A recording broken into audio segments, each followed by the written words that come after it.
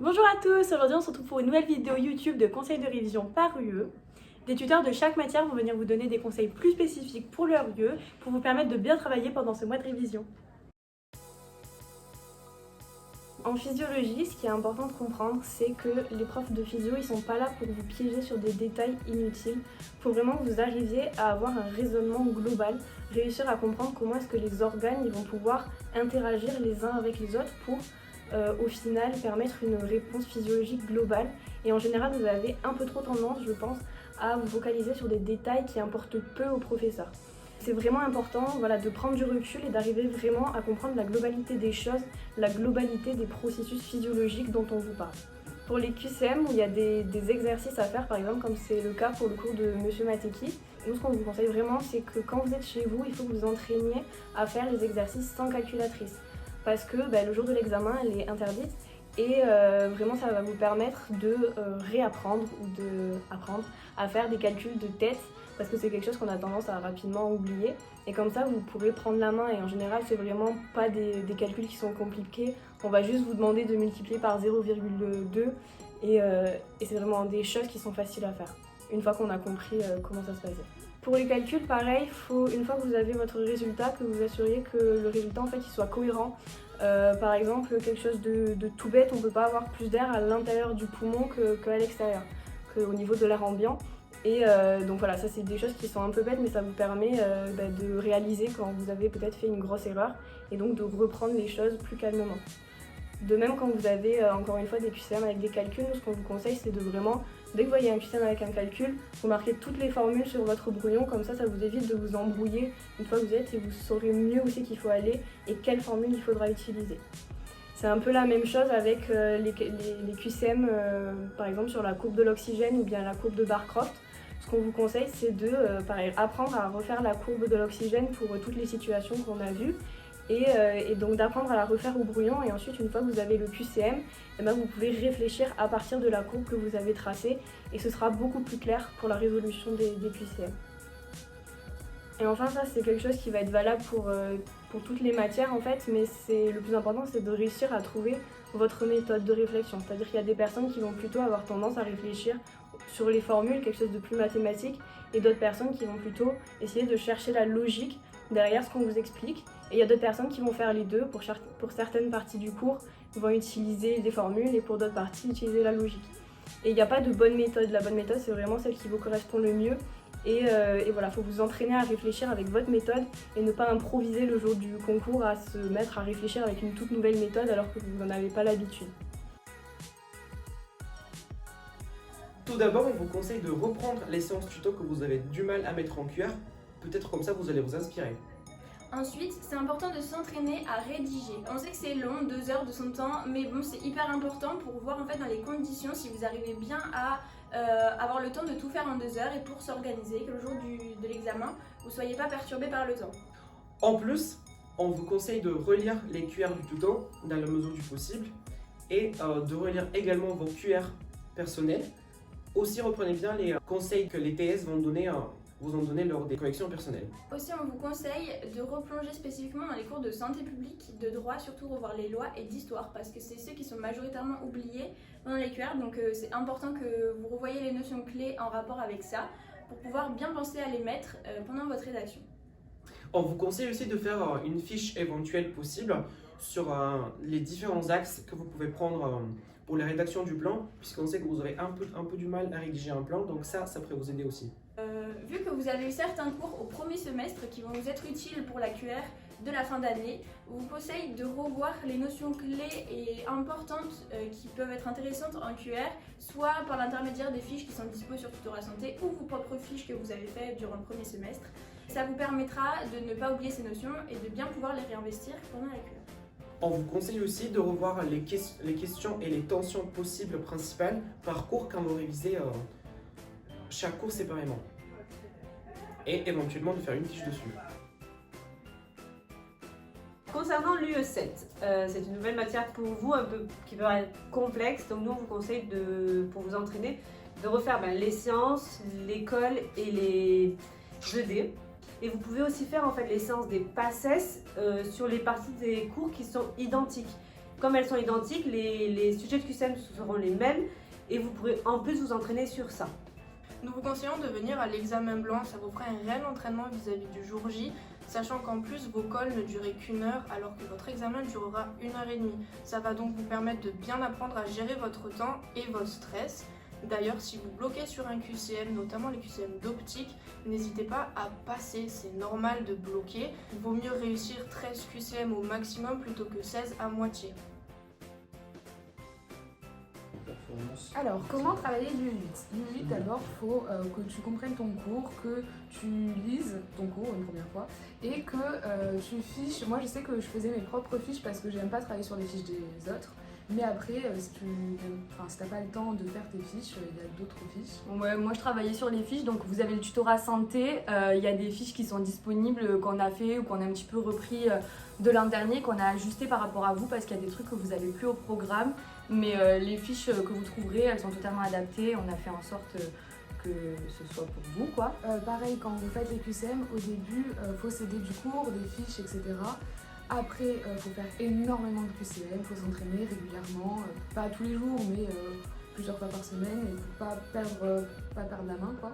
Le truc en U8 par rapport aux autres matières, et enfin c'est un petit peu les matières scientifiques où il faut plus s'exercer, c'est pas tant d'apprendre vraiment par cœur, c'est de comprendre et de s'exercer. Moi je sais que je faisais beaucoup de QCM. En fait c'est prendre des automatismes. Quand vous faites les tests, que vous voyez les tests, vous avez tout le temps student que vous voulez, ou le test de Fisher ou quoi que ce soit, c'est des trucs où vraiment il faut s'exercer, et au bout d'un moment ça va rentrer dans votre tête, c'est des automatismes que vous allez prendre, et au bout d'un moment, donc au début vous faites ça avec le cours à côté, mais au bout d'un moment ça va venir tout seul et vous aurez même plus besoin du cours, vous allez connaître, ça vous verrez au fur et à mesure, mais genre vous allez arriver à faire sans les fiches, et c'est ça le but en fait à la fin. Le but c'est vraiment qu'arriver à 2 semaines avant les partiels, que vous puissiez faire des annales sans fiches et faire un maximum d'annales. Et par exemple au tutorat santé ou sur Moodle, vous trouvez en fait la correction des annales de 2018-2019. C'est celle qu'on a corrigée cette année, donc en fait c'est N-2, donc là on est encore dans les maths. On corrige les annales de 2 ans avant. Après il faut faire attention parce que du coup dans les annales il y a des choses qui ont changé par rapport au PACES.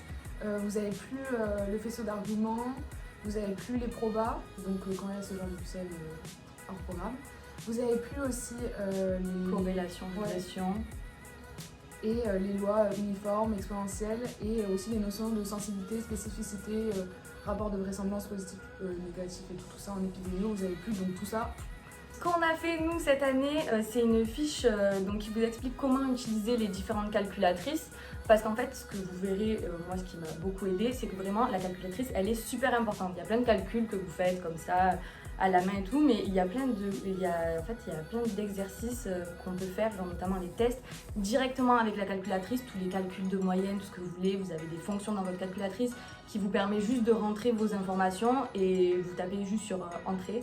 Et vous avez tout qui se fait par magie, ça peut résoudre la quasi-totalité de votre QCM. Du coup, ça c'est pas mal de regarder parce que ça fait un gain de temps qui est pas à négliger. Parce que le truc en UE8, c'est que c'est le temps. En fait, le temps, il faut savoir le gérer et c'est pour ça qu'il faut vachement s'entraîner et peut-être genre vraiment mettre un timer à côté parce que en fait, on va être là avec les calculs et tout, et le temps il passe hyper vite et on est là, on revoit les calculs pour voir si on s'est pas trompé, etc. Du coup, il faut vraiment faire attention avec le temps. Du coup, la calculatrice, c'est pas mal pour ça. Vous pouvez aussi faire un carnet de fautes, donc à chaque fois qu'il y a quelque chose, une notion qui vous pose problème, vous le marquez sur ce petit carnet, et comme ça, juste avant les partiels ou avant une colle ou un examen, voilà, vous pouvez le relire, et du coup, ça fait que cette erreur que vous faites tout le temps, la correction est fraîche dans votre mémoire, et donc vous la faites moins. Et aussi, n'hésitez pas sur les post-it, mettez-en partout avec toutes les petites notions, les symboles, les formules. Vraiment, faut y aller, quoi. Donc l'UE9 c'est une grosse matière pour ceux qui veulent dentaire, donc elle est vraiment à bien travailler, elle a vraiment un gros coefficient. On sait que c'est une matière un peu chargée, mais donc elle a un faible coefficient pour les autres filières. Et ce sont des cours qui sont vraiment très passionnants et il y en a certains d'entre eux justement qui sont assez simples à aborder. Donc vraiment, travaillez-le avec passion. Ce qu'on vous conseille pour travailler les cours du professeur EGA, c'est de commencer déjà dans la matière en général par apprendre ces cours parce que c'est un peu la base de l'UE9. Ça vous permettra de mieux comprendre les autres cours, comme par exemple les cours du professeur cuisinier, lorsque vous aurez bien appris les schémas et que vous comprendrez bien où se situe la dentine, où se situent les mailles et quand vous aurez bien les schémas en tête. Donc pour le cours du professeur Collard, il faut bien connaître son cours, mais il y a beaucoup de par cœur, mais il ne fait pas de gros pièges. Il aime bien qu'on comprenne vraiment l'essence de son cours, même s'il y a pas mal de noms de bactéries, tout ça. Bien les connaître ces bactéries, surtout celles qui sont en gras, et leur couleur, et si elles sont gramme plus ou gramme moins, des choses comme ça. Pour les cours du professeur cuisinier, on vous conseille de bien comprendre le cours avant de rentrer dans des petits détails. Et en plus de ça, de ne pas s'attarder sur des détails qui pourraient changer, par exemple des dates en fonction des schémas, des dates en fonction des diapos. C'est pas très important. Il faut surtout comprendre le cours dans sa globalité. Attention aux pièges aussi qui sont classiques, comme par exemple quand on va mélanger l'améloblaste, l'odontoblaste, ou aussi qu'on peut mélanger les différents stades de maturation de l'améloblaste. Pour le professeur Mouli, donc qui est une nouvelle prof, c'est dans la continuité du cours de Monsieur Cuisinier, donc on vous conseille de bien l'apprendre et ne pas vraiment se fier aux annales qui sont donc de l'ancienne professeure qui faisait ce cours sur la genèse, et donc plutôt refaire les séances du tuto. Pour les cours du professeur Barthélémy, qui est un nouveau professeur, on vous conseille d'abord d'apprendre le cours en général, puis ensuite d'entrer dans les détails. On vous conseille aussi de bien connaître les schémas, ça vous permettra de mieux visualiser le cours, et aussi peut-être de le travailler en parallèle des cours du professeur Favre de Thierrens et du professeur Millot pour bien aborder les notions d'anatomie. On vous conseille également peut-être d'aborder l'anatomie en premier, comme ça vous pourrez aborder le cours du professeur Barthélémy une fois que vous aurez bien compris toutes les notions d'anatomie. Et donc en général, on vous conseille vraiment d'utiliser les fiches du tuto, donc c'est nous qui les avons écrites. On a regardé les cours et on a bien tout noté, tout ce que le prof disait avec toutes les diapos. Donc vraiment, je pense que vous pouvez vraiment vous appuyer dessus. On peut répondre à toutes vos questions si vous en avez sur Tutorat Santé ou par message. Et ensuite, pour apprendre, on vous conseille vraiment de faire des fiches, si vous retenez en écrivant ou en faisant des schémas, avec par exemple l'aspect morphologique de l'odontogénèse, avec les différents stades, les différents schémas, et avec aussi faire des fiches avec tout ce qui est à apprendre par cœur, comme le nom des bactéries, tout ça, toutes ces notions importantes. Ce qu'on peut vous conseiller aussi, c'est par exemple de faire des flashcards en écrivant d'un côté le nom du schéma, comme par exemple le schéma avec le stade d'initiation, le stade de cupule et le stade de cloche. Comme ça, quand vous tirez la flashcard, vous pouvez redessiner le schéma et ça vous permettra de mieux vous en souvenir. Ou aussi par exemple avec des définitions. Si vous voulez, vous écrivez sur la flashcard la tufthéline et ensuite vous pouvez dire tout ce que vous connaissez sur la tufthéline. Comme ça vous permettra de mieux retenir sur le long terme. Vous pouvez par exemple piocher 5 cartes chaque matin pendant votre période de révision et ça vous permettra de retenir tout ce qui est important et très compliqué à apprendre sur le long terme. Et en plus de ça, on vous conseille d'utiliser des moyens mnémotechniques à outrance et de bien travailler avec des schémas pour bien visualiser tous les cours. Donc pour conclure, on aimerait vous dire de travailler la matière à votre rythme. C'est important d'aller à son rythme et de ne pas se presser. C'est important de savoir chaque détail dans les cours, donc de ne pas aller trop vite. Et les tuteurs sont là pour vous si vous avez des questions, donc bien sûr sur Tutorat Santé, par message, enfin où vous voulez, quand vous avez besoin. Et voilà, vous allez tout déchirer aux examens. Du coup, nous on vous souhaite bon courage, croyez en vous, déchirez tout le jour J. Et n'oubliez pas la calculette. En tout cas, on vous souhaite tous vraiment beaucoup de courage. Lâchez pas, vous êtes presque au bout. Et vraiment, vous êtes les bestes, alors lâchez rien. Croyez en vous, Ne lâchez rien. Bon courage!